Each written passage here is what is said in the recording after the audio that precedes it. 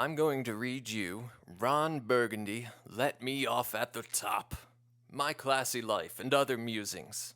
I Wrote One Hell of a Book by Ron Burgundy himself. I'm going to read it in the style and character of Will Ferrell's Ron Burgundy. I mean no offense to the copyright personnel out there policing the book world. But I didn't see any audiobooks for it, and second to Will Ferrell reading this himself, somebody's got to do it! Thank you. Let's begin. Disclaimer. Every word in this book is true. You can fact-check most of it, but much of it lives within my brain. Fortunately for you, my memory is infallible.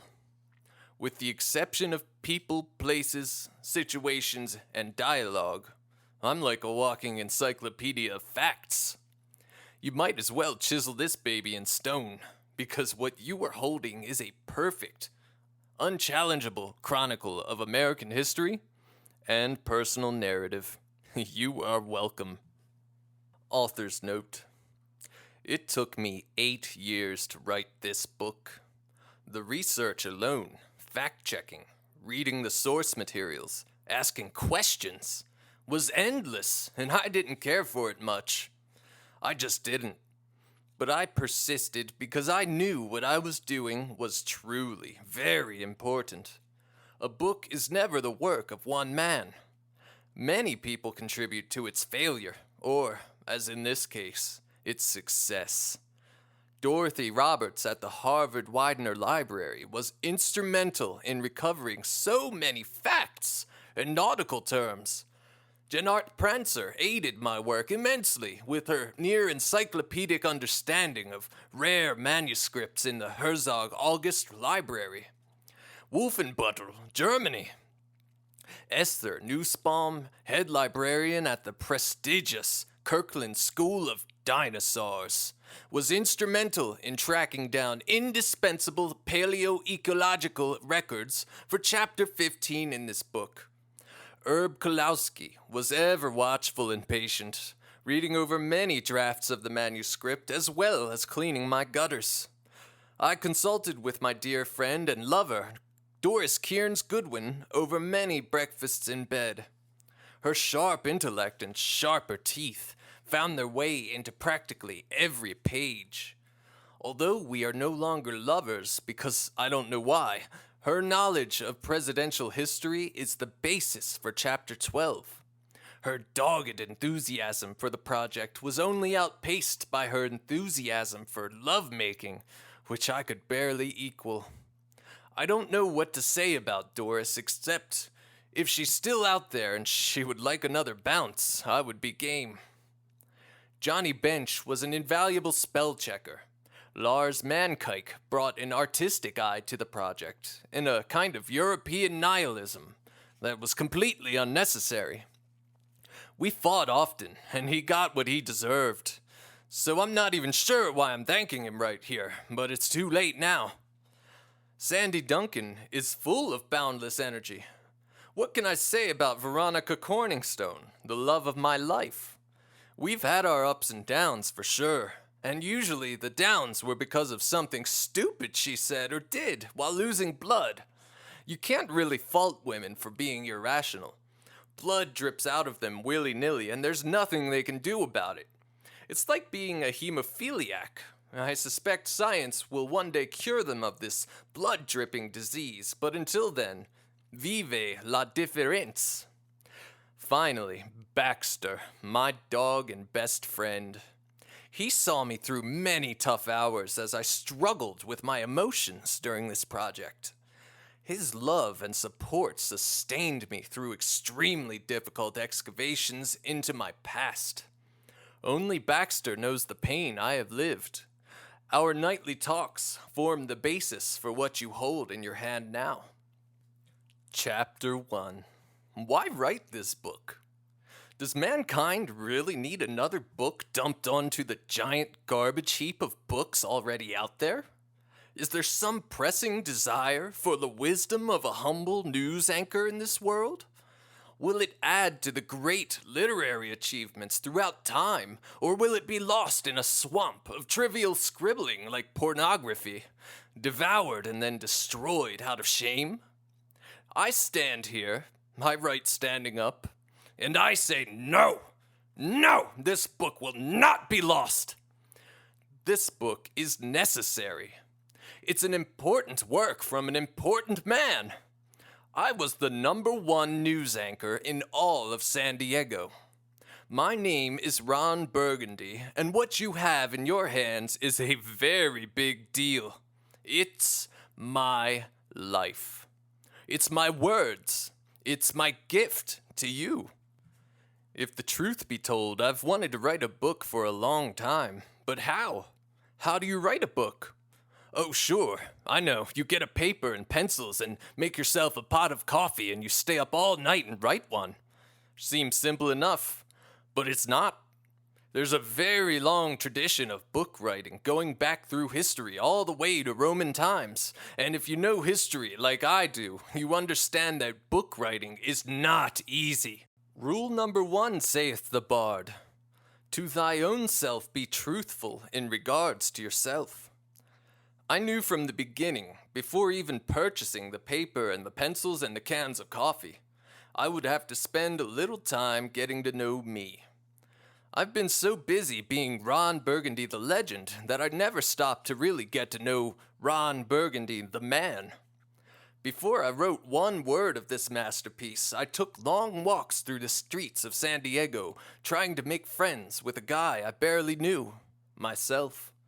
I talked to myself. That's right, in bars, at bus stops, in laundromats, wherever my muse took me. I recommend it. Go out and talk to yourself. Record the conversations like I did. I had a small, lightweight 20-pound Grundig reel-to-reel tape recorder with a built-in microphone. A typical conversation went like this. Ron. Hey, good friend of mine. Ron. Hey, right back at you. Ron. What's it all about? Ron. It's a good question, Ron. You ask tough questions. Ron. It's my business. I'm a news anchor by trade. Ron. No kidding. That's important. Ron. Yeah, it's really nothing. I'm kind of a big deal around San Diego. Ron. It sounds damn impressive. Ron. It is in a way. It's pretty impressive. Are you hungry? Ron. I could definitely go for some fish and chips. Do you know where they have the best fish and chips in San Diego? Ron. I do. There's a one-of-a-kind sea shanty called Long John Silver's that fixes up delicious fish and chips at a reasonable price. Ron. Man, that sounds yummy. Ron. Why don't you join me? I'm heading over there now. Ron. How far of a walk is it? Ron. About 6 miles. Ron. Do you want to discuss life some more while we walk? Ron. No, let's shut it down until after we eat. Night after night, like a ghost, I walked the streets of San Diego holding conversations with only myself. Sometimes the conversations were trivial, like the time I got into an argument over which dog breed, Labrador or Collie, was better at learning tricks. But sometimes they reached a sublime level of deep thinking, like this conversation I recorded while sitting on a transit bus. Ron. What's it all mean, Ron? Ron. Sometimes I think we're all crazy. Ron. I know what you mean. I feel crazy myself sometimes. Ron. I mean, what's to stop me from lighting this bus on fire? Ron. I know, but keep your voice down, okay? Ron. I mean it. There's nothing. What holds us together, Ron? Very little. Very little. Ron. Ron, you're in your head too much. Breathe. Ron. No, but listen to me, Ron. The world is made of strands of particles and atoms that commingle without meaning, taking form momentarily, decaying, finding new form. Senseless activity without a guiding center. How can we make sense of it? Burning down this bus with all these people holds the same value as giving birth to a child. Don't you get it? Ron. Keep it together, buddy. Ron. I will not be talked to in this way. I am not a child. I might just burn down this bus to prove a point. Bus driver. Do we have a problem? Ron. Cool it, Ron. You're making people nervous. Ron. I don't care. I don't care. I'm going to burn down this bus. Unidentified male voice. Get him. Hold him down. Ron. I'm Ron Burgundy. Oh, come on. Channel 4 News. Ron. He's okay. Stop hitting. He's okay. He's okay. Let him breathe. I have over 1,000 hours of recorded conversations with myself. What was I looking for? What was I trying to get at? I knew that if I was going to write a book, that I would have to call on all of my powers of concentration. I would have to dig deep into the man, not the myth, but the man, Ron Burgundy. To begin with, I climbed Mount San Gorgonio, the highest peak in all of Southern California, and I called on an old friend, mighty Athena, the goddess of wisdom and courage, to guide me in this noble endeavor. There I stood, naked to the stars and the great gods above, and yelled out, My name is Ron Burgundy, and I call on you, Athena, for inspiration. I am going to write a book. It shall be the story of my life, a great novel. I'm not sure novel is what you call a life story. There's another name for life story, and I have forgotten it. For it does not matter. Brobalia. It's called Brobalia. No, that's not it. But it starts with a B. It is of no importance, mighty Athena. I stand here alone, naked on this mount, with these tourists from Germany. It's true, there were some tourists from Germany up there as well. To ask for your guidance and wisdom while writing this binocular. Nope, that's a word for something different. No matter. Bisojagular. Still not right, but I'm getting closer, fair Athena. And thanks for your patience.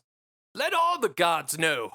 Zeus, Apollo, Poseidon, and Hestia, to name only a few, and that I will ask for their strength in writing this brachnopod.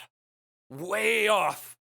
My old pal Doris Kearns Goodwin would surely know the name you give a life story. She was a real egghead, among other things. Anyway, Athena, just help me write this thing. I swear to you that I will remember the name people give to life stories the minute I get down from this mountain. Thank you, brave Athena. Judging by what I have written here, I can say with all confidence that she heard my plaintive cries that raw night up on that tourist trap of a peak in the San Bernardino Mountains. Now, I'm not going to lie. A searching evaluation of who I am has been an ordeal. Not just for me, but for those closest to me. It's been hard on my wife, Veronica, and Baxter, my dog, and for anyone who lives within screaming distance of my house and for law enforcement personnel. I went all in on this quest for self-discovery. William Thackeray Thoreau once said, Desperate men lead lives of quiet songs that are left unsung when they do end up in their cold tombs. Something like that. Anyway, the point is you only go around once, and you really need to go for the gold. I can tell you this. There were a lot of people out there who didn't think it was such a good idea to write a book. I know stuff about certain people, and let's just say that sometimes knowledge can be dangerous. When word got out that I was writing a tell-all book, there were attempts made on my life. This is serious business. Most men would have run for the hills. Not me. I welcome the challenge. There is a chance I may have to go into hiding after this book comes out. I can't say where I'll disappear to, but more than likely it will be in my cabin I purchased with George C. Scott's cousin. Its location can never be known. Scott's cousin is never there, and it's less rustic than you think. With a pool table and a full bar, as well as a washer-dryer combo, it's within walking distance to the Big Bear Lake General Store. Death threats are an occupational hazard, of course, for us anchormen. I'm very comfortable living each minute with the expectation of being attacked. It's been many years since JFK told me he used to enjoy Marilyn Monroe from behind while Joe DiMaggio looked on in the corner. The main players have all left the stage, so perhaps now is the time to speak out without fear of reprisal. Maybe telling the truth is more important than any danger I may face. Then again, maybe the truth has nothing to do with it. Maybe I just don't like it when people say, "Ron, you can't write a book. You don't have the courage." Or, "Ron, you can't write a book. You don't know how to type." Or, "Ron, have you ever even read a book?" It's the naysayers who get me. I like surprising people. I always have. I think everyone in the world took it for granted that I would not have the balls to write this book. I've got the balls. Big, hairy, misshapen balls in a wrinkly sack. This book is a testament to my giant balls. If you want some feel-good story about how to live your life, then look elsewhere. This book is a hard-hitting, no-holds-barred, unafraid account of my exceptional life, with some words of wisdom thrown in for good measure. If you're looking for fluff to take to the beach, check out the Holy Bible. This ain't that book. So who am I? That's what this book is about. Over the next 800 pages, unless some bitch of an editor gets a hold of it with his clammy hands and snotty nose, I will let you in on a very big secret. My life. Of course, some of it isn't such a secret. Some of it you know already. I'm a man, a news anchor, a lover, husband, a friend to animals on land and at sea, a handsome devil, a connoisseur of fine wine. I have one of the classiest collections of driftwood art in the world. I can throw a whammo frisbee if I have to, but I prefer not to. I love the outdoors. Nature drives me nuts. I make pancakes for anyone who asks. I take long, nude walks on the beach. I play jazz flute, not for business, but for pleasure. I'm a world-class water ski instructor. I don't care a lick about the fashion world, although they seem to care an awful lot about me. My best friend is a dog named Baxter. I'm quite famous. I'm a history buff. I collect authentic replications of Spanish broadswords. I smoke a pipe on occasion, not for profit, but for pleasure. I've been known to sing out loud at weddings and funerals. I'm a collector of puns. I have over 300 handcrafted shoes of all sizes. I don't give a damn about broccoli. I believe all men have the right to self-pleasure. My favorite drink is scotch. My second favorite drink is a hairy gaylord. I'm affiliated with at least 100 secret societies. Some of them, like the Knights of Thunder, will kill you just for printing their name. I adore tits. I will never be persuaded to try yogurt. I am allergic to fear. Other men have fallen in love with me in a sexual way, and that's okay. I have mixed feelings about bicycles. My handmade fishing lures are sought after by fly fishermen the world over. I've never been one for blue jeans. Sandals on another man have been known to make me vomit. My Indian name is Quetzalcoatl. My French name is Pierre Laflume. I can never tell anyone about what happened in Youngstown, Ohio, one January night. There are no other people who look like me on this planet. I've looked. Babies, bless their souls, give me the creeps. I own a chain of hobby stores in the Twin Cities I have never seen.